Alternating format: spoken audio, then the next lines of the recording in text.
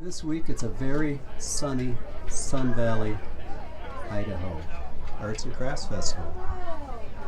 And you folks are going to totally love my neighbor. Get a little check out some of the scenery here. It's a very nice place to be. We come next door. And let me see, out of Cincinnati, Ohio. Look at that. There she is, the real deal, Cindy Olmes. Here I am. And it's been so fun being your neighbor this week. We always get great neighbors, don't we? Yes. Well, I almost all hit the of them. jackpot. Yeah, okay, fine. Look at this work. I'm going to give a quick overview of some of this work just so you all can see what we're talking about. The scale is quite large on a lot of them. The colors are incredible. Okay, getting back to you, the creator of the whole deal. First of all, your background. Did you go to art school? Yeah, I have a bachelor's of fine art. Okay, out of where? Cincinnati. Okay. Art Academy of Cincinnati. Okay.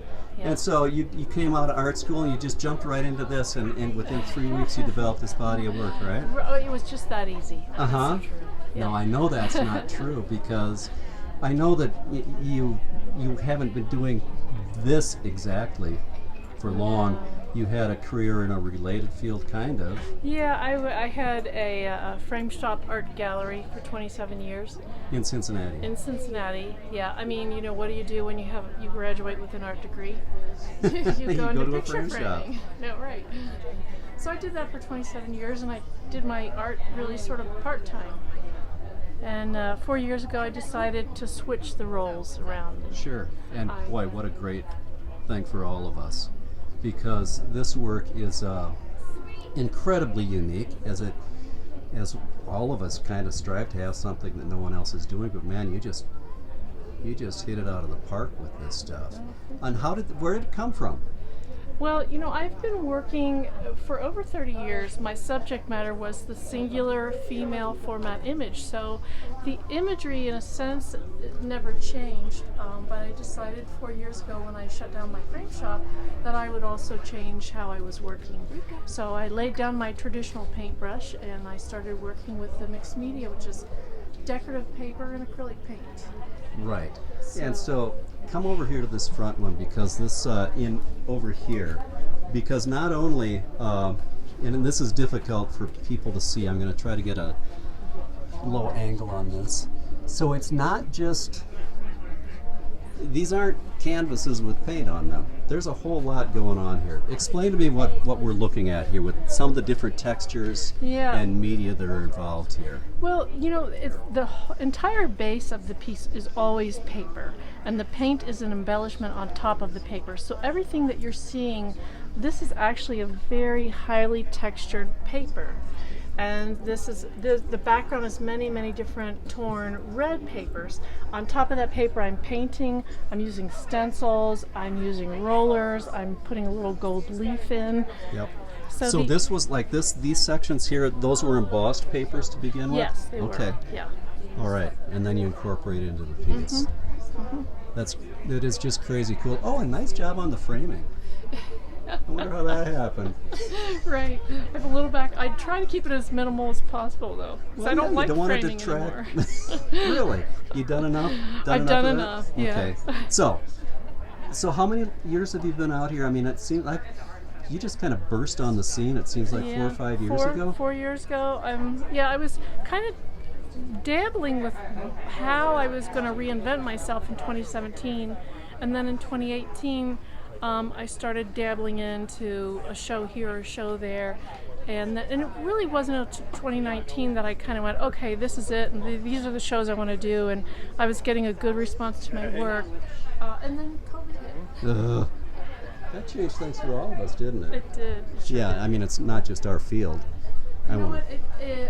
COVID was a horrible thing, but it came strangely enough at the right time for me, because I was starting to book a lot of shows and I didn't have the work, and the process just takes time. So I couldn't have the inventory to do all the shows that I was booking. So I took that year and I just worked like a crazy person. Well, it shows. And it seems like you really, these, I don't know, this body of work seems like it just moved up a step. It matured, if you will.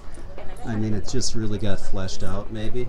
That year was tremendously important to me. Yeah. Yeah. Okay, so now let's talk a little bit about art shows. Do you have? It's like, what was I thinking? Or has this been a good thing? What do you like about getting out there with all of us and hanging out? Oh, I mean, I love the feedback from the art community. That includes other artists and absolutely the patrons. I learn about my work by exposing it to other people, and they tell me things all the time that I didn't see or didn't quite understand. They see my work from their own vision, which is perfect.